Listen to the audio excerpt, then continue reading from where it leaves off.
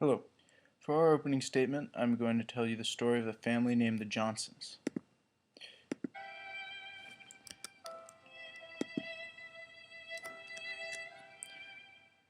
Several years ago, the Johnsons were living in a very underdeveloped neighborhood. Mr. Johnson worked in a steel mill, while Mrs. Johnson had a job in a grocery store. They had 5 children and a dog, Skipper, and they lived in a small 2-bedroom house. Their local high school had a 7% graduation rate and was known for drugs, gangs, and violence. More kids from this school went to jail than to college.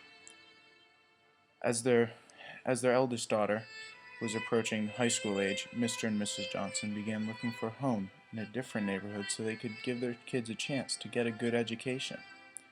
Amidst the search for houses, Mrs. Johnson took on a second job, and Mr. Johnson started working overtime so they could afford it.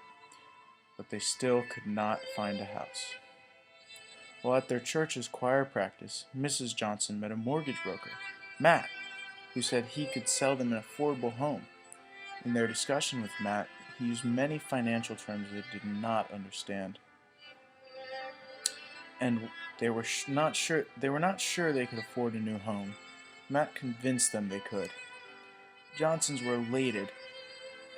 They moved out of their cramped house into a neighborhood where their children could get a serious education. For a couple years it was perfect. Their kids went to school, and Mr. and Mrs. Johnson continued working hard to pay off their mortgage. However, as time went on, their payments increased. They could no longer afford to pay. Their youngest child, Adam, grew sick, so Mrs. Johnson had to stop working to take care of him. Mr. Johnson started working double shifts at the steel mill. They still couldn't afford their payments. Eventually, their house was foreclosed upon. They had nowhere to go. They turned to their relatives, but none of them had the space to accept 7 new people, plus Skipper. They had to dedicate so much time to finding a new home. Mr. Johnson was late to work one day. He was fired. They managed to find a small 1-bedroom apartment and squeeze everybody in. Mr. Johnson could not find a new job, so his wife and eldest daughter both had to turn to prostitution. Matt, the mortgage broker, was their #1 client. Even this source of income was not enough, so Mr. Johnson was forced to work a meth lab out of their apartment to help pay for Adam's medicine. Matt was again the #1 client.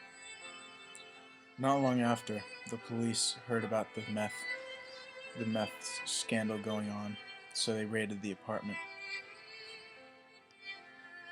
I'm sorry. They killed Skipper. Mr. Johnson was put in jail for 30 years, and the kids were split up. 3 of them ended up in foster care homes with sexually abusive parents. Adam died. I'm sorry. Adam died because they could not afford to pay for his medication. Mrs. Johnson and their eldest daughter continued working as prostitutes until they contracted HIV, both of them dying shortly after. Mr. Johnson, sitting in his jail cell, could only lament the day that he allowed Matt into their homes, and he bought that house. Thank you for listening. I hope this helps you understand the position that some of